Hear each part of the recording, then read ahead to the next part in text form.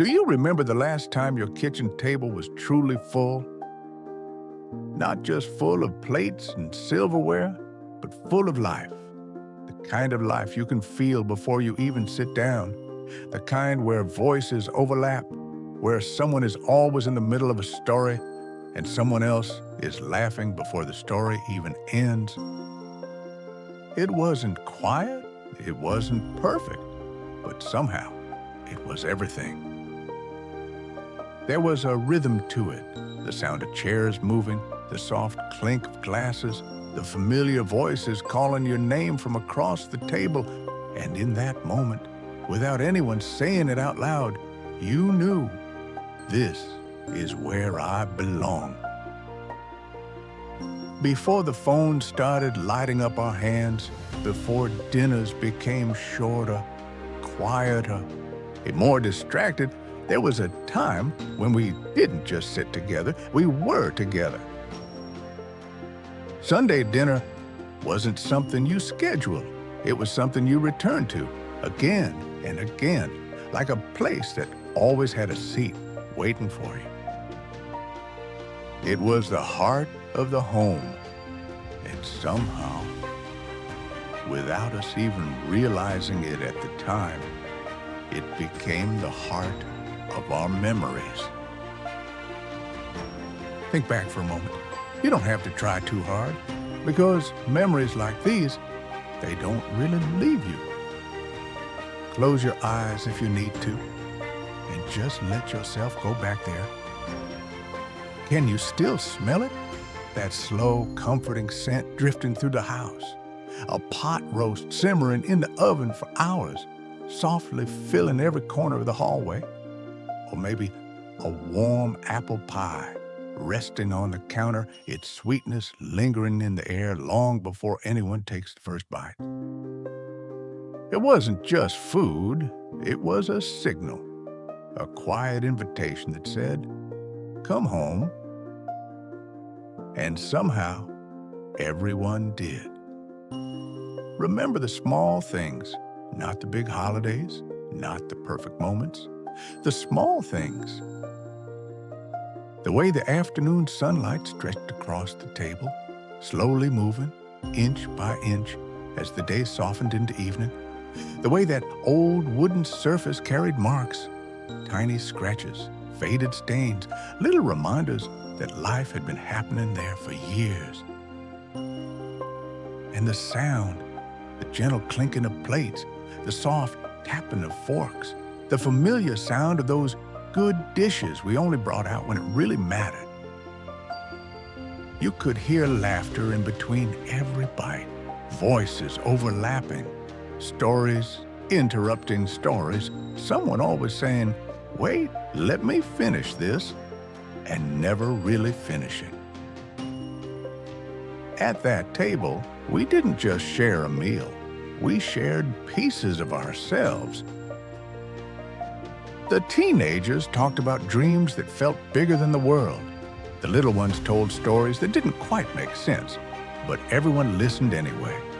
And the older ones, they didn't speak as loudly, but when they did, the whole table slowed down to hear them.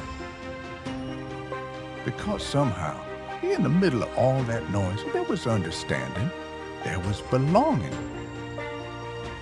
That table, it heard everything, every laugh that came too easily, every quiet worry hidden behind a smile, every story told for the 10th time, and still somehow worth listening to again. It didn't just sit there, it held everything together. Like an anchor, steady and quiet, while life kept moving around it. But then, without anyone really noticing at first, things began to change. Slowly. So slowly that you don't even realize it's happening until one day. It already has.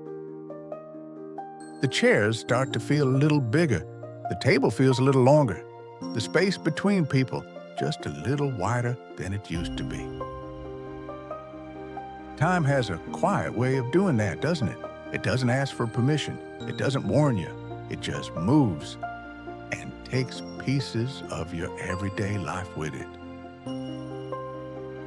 The kids grow up, not all at once, but in small, almost invisible steps. One day they need you for everything, and then suddenly they don't. They pack their bags, they fold their lives into boxes. They say things like, "I'll call when I get there," and you smile because that's what you're supposed to do. They leave for work, for love, for a future they're still trying to build. And somewhere along the way, they build new tables of their own, in new kitchens, in new cities, miles away from the one they grew up with. And now, the house is quiet. Not the peaceful kind of quiet, but the kind that makes you notice things.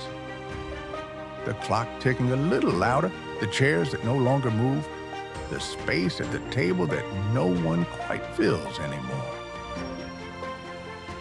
Sometimes the silence feels heavy, so heavy that if you sit there long enough, you can almost hear it. The echoes of laughter, faint, distant, but still there. You remember exactly where everyone used to sit, who talked the most, who always came late, who never finished their food. And then your eyes land on that empty chair.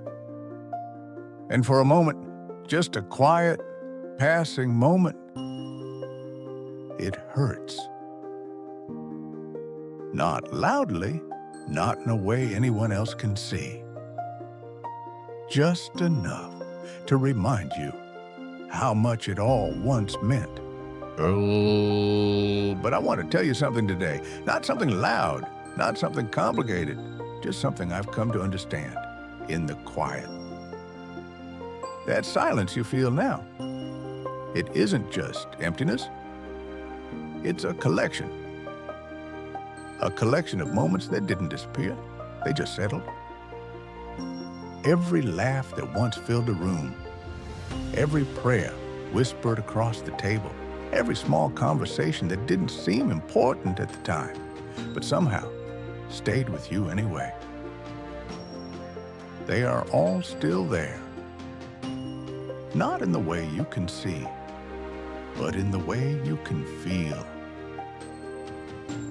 Woven quietly into the wood of that table, into the walls of the house, into you.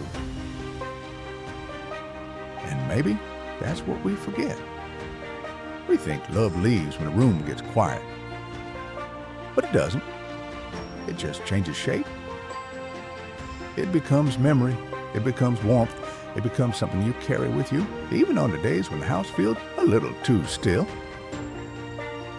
So, when you look at that table now, you're not just looking at an empty space. You're looking at a life that was shared, a life that was full, a life that mattered. You're looking at the roots of something bigger than you can see. Because the people who once sat there, they didn't just leave. They carried a part of that table with them into their own homes, into their own families, into their own lives. And in ways you may never fully witness, that love continues. It grows, it spreads, it becomes something new. The table may be quieter now, but it is not empty. Because everything that ever mattered there still exists. And the love that built it, that love, is still very much alive. So, if there's one small thing I could wish for you today, it would be this. Don't wait. Don't wait for the perfect day. Don't wait for a holiday. Don't wait for a reason that feels big enough. Sometimes, the smallest moments are the ones that matter most. A simple phone call, a short message, a memory shared out of nowhere. Something that says, "I was thinking about you today." Because more often than we realize, that's all someone is really waiting for. your voice, your memory, your presence. It might feel small to you, but to someone else, it could mean everything. Maybe sometime soon, you'll find yourself back at the table again. Different, quieter, or maybe even louder in a new way. Still connected. Thank you for sitting here with me today, for taking a moment to remember. It really does mean more than you might think. And before you go, I find myself wondering, what was the one dish that always brought your family together? Not just the food, but the feeling that came with it. If that memory came to your mind today, you can leave it here. I'll be here, reading them one by one. Until next time, stay peaceful and stay connected.